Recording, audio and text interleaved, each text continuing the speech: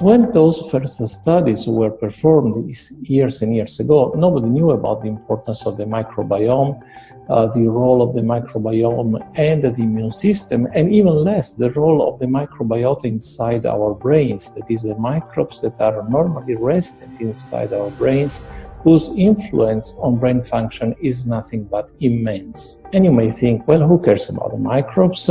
The less microbes we have, the better it is. Well, we know by now that this is not absolutely the case, because microbes are truly essential for the development and function of all our organs and systems. Our immune system is based on the microbes we have in our gut. And our brain also has microbes that influence its function. In tests, it's been found things like mold. If you grow mold inside a Faraday cage, it'll grow one way, and then, even if the electromagnetic fields are around, take the Faraday cage away, and some sort of 600 biotoxins are developed within the mold because of the effects of the EMFs upon it.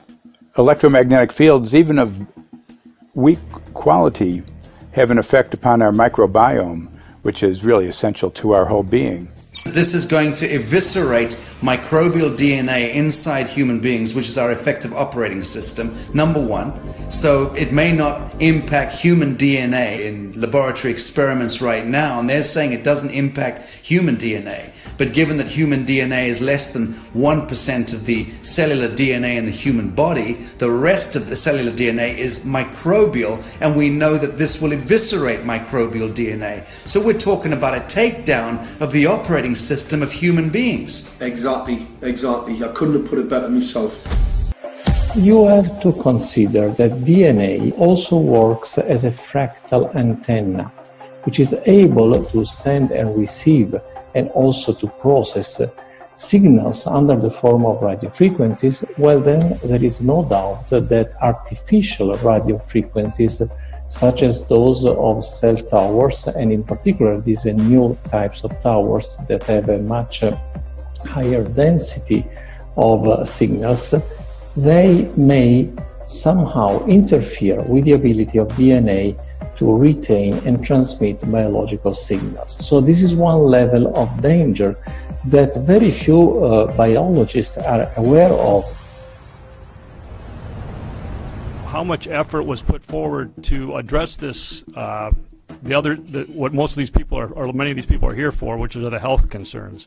Was there any dialogue back and forth? Was there any working? Was there many studies evaluated to look at regarding this area? Maybe not every person that has concerns on the legislation was brought to the table. Okay, so from your perspective, you feel that there was a legitimate amount of time to evaluate the data that the opposition would have on this? Absolutely, and I wouldn't put forth something that I didn't believe in.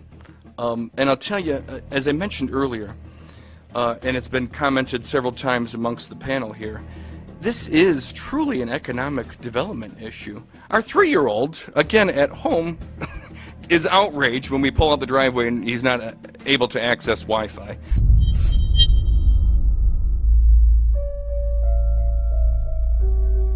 I think anyone who puts Wi-Fi into a school should be locked up for the rest of their life.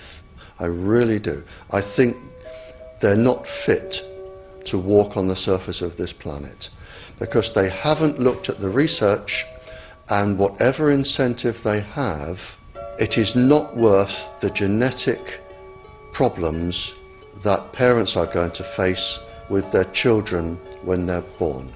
France has banned Wi-Fi in nursery schools and put warnings out for regular schools because they're finding there's impaired learning capacity in children when they're around Wi-Fi.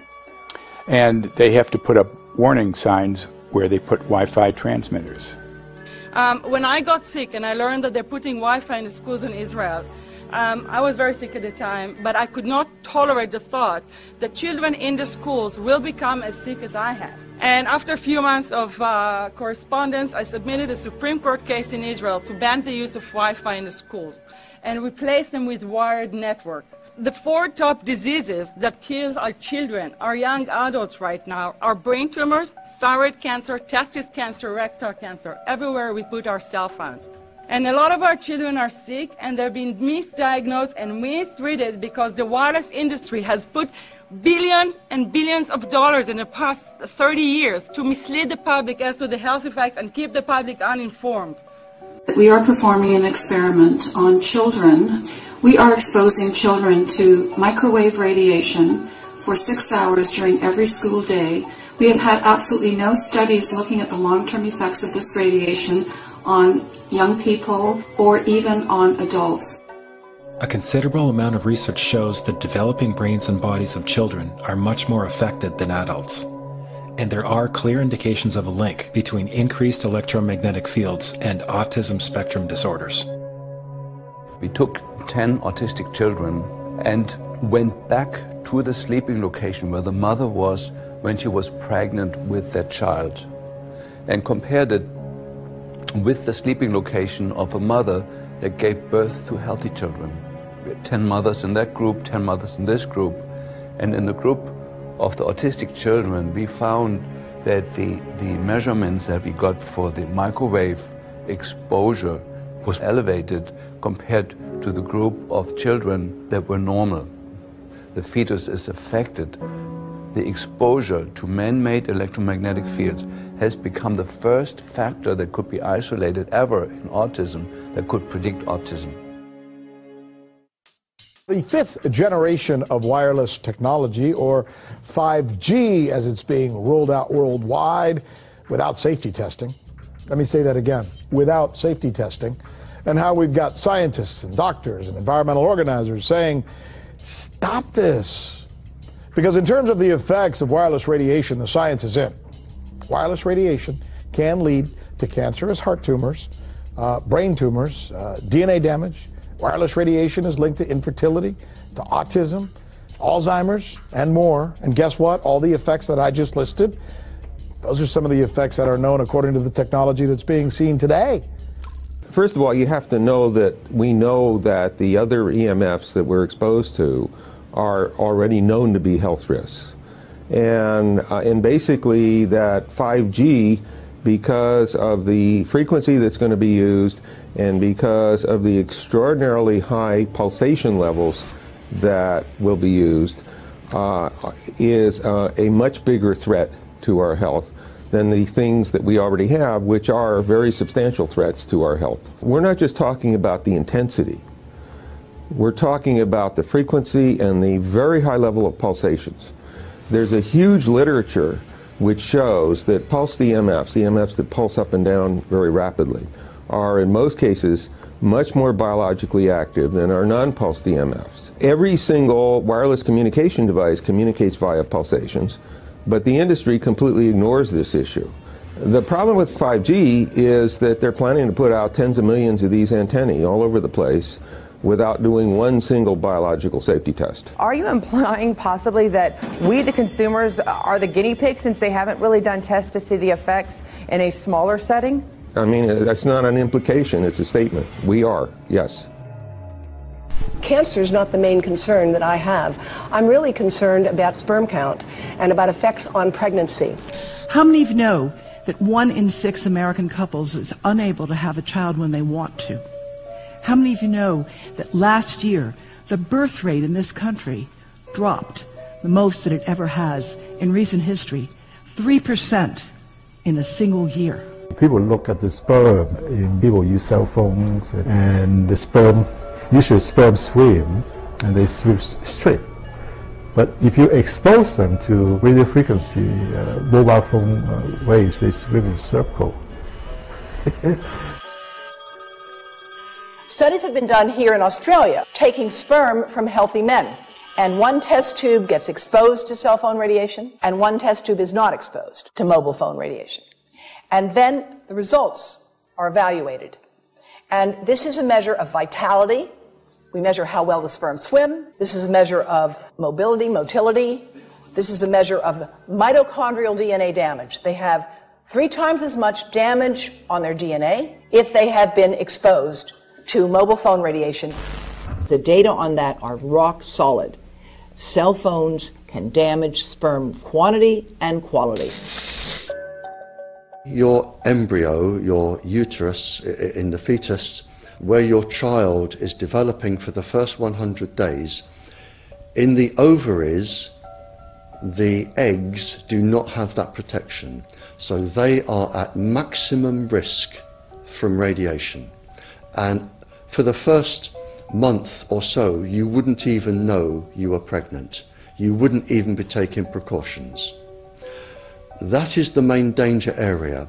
So you give birth to a daughter, but her ovaries are now contaminated. She may be normal, she may be genetically damaged, but her ovaries are at the most risk. So when your daughter grows up and she becomes pregnant and has a baby, this is where one of these eggs will be fertilized and come out.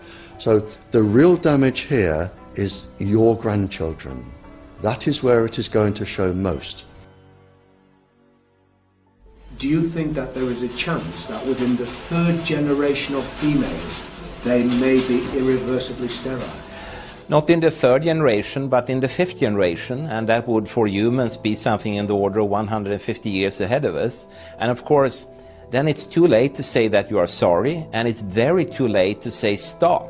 There is a wealth of papers. I mean, we're talking about thousands of published papers in the scientific literature, few of which, or sometimes none of which, have entered the official documentations from authorities and likewise. So I think it's really time to have an independent compilation of data. Such was done at August 31st, 2007 in the form of the Bioinitiative report, of which I was one of the authors.